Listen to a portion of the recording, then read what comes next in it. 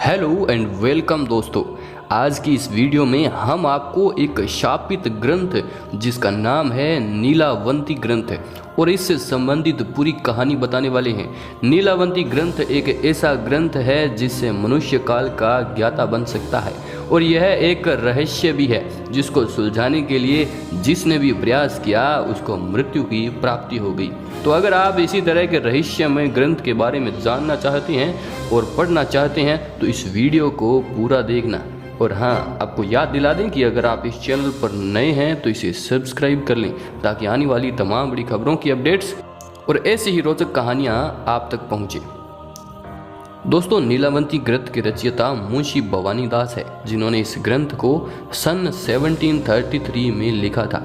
इस ग्रंथ में तंत्र मंत्र, समुद्र विज्ञान, रोग निदान, आयुर्वेद, वास्तु, ज्योतिष, देवज्ञाता, यात्रा, रत्न निपुणता और अन्य विषयों के बारे में जानकारी मिलती है।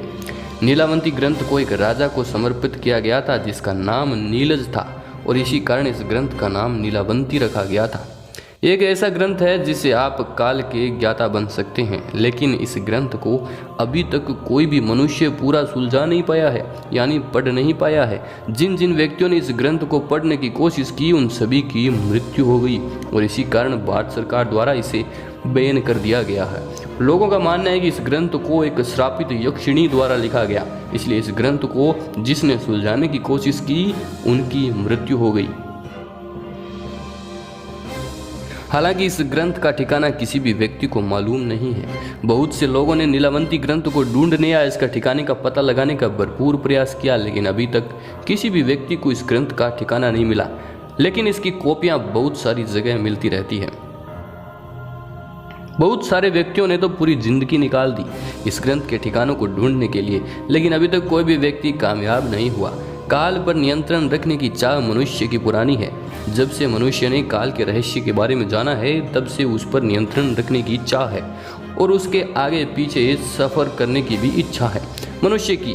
काल को हम समय कह सकते हैं। यह एक बहुत ही पेचीदा चीज है। अगर समय के साथ थोड़ी सी भी छेड़छाड़ होती है तो वह पूरे इतिहास को बदल देती है। अगर आपने इतिहास बदलने की कोशिश की और कुछ घटनाओं को बदला तो पूरा इतिहास ही बदल जाएगा, लेकिन यह संभव नहीं है। यहीं से उस ग्रंथ का काम शुरू होता है। लोग खुद ही समय बदलना चाहते हैं और यह ग्रंथ पढ़ने वालों को इस प्रकार की ताकत मिलती है कि वह इसके माध्यम से समय को बदल सकता है। इस ग्रंथ से एक ऐसी शक्ति प्राप्त होती है जिससे किसी का भी इतिहास बदल सकता है। लेकिन अभी तक यह सब सुनी सुनाई बातें हैं, क्योंकि अभी तक इस ग्रंथ को किसी ने आंखों से देखा ही नहीं है। क्या यह सच बात है? सच नहीं है। इससे पहले 1935 से पहले बहुत से लोग इसे पढ़ चुके हैं और पागल भी हो चुके हैं, क्योंकि इससे एक स्पष्ट बात कही गई है। यक्षिणी द्वारा श्रापित समझ लो या फिर कुछ भी समझो, इसमें एक श्राप है कि जो इसको अधूरा पढ़ेगा वो पागल हो जाएगा और पूरा पढ़ेगा उसकी मौत हो जाएगी।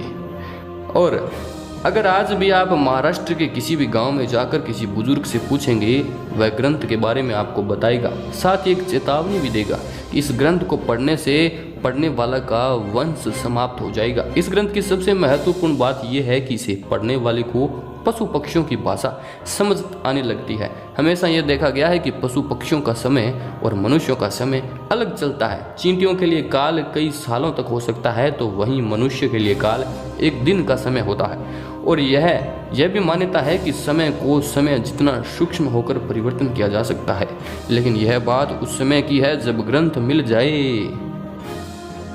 यानी उससे परिचित होना जरूरी है, क्योंकि यह ग्रंथ किसी मानवीय लिपि में नहीं है बल्कि पेशाब लिपि में है। और पेशाब लिपि के बारे में जानकारी रखने वाला इस धरती पर बहुत ही कम मनुष्य है। बहुत सारे लोगों के द्वारा यह भी कहा जाता है कि इस लिपि का ध्यान हिमालय की गुफा में बैठे साधु मुनियों में इस रहस्य में लिपि आती है, लेकिन इस साधु मुनियों को ढूंढना बहुत ही मुश्किल है और ये कहा है कि किसी को भी मालूम नहीं है।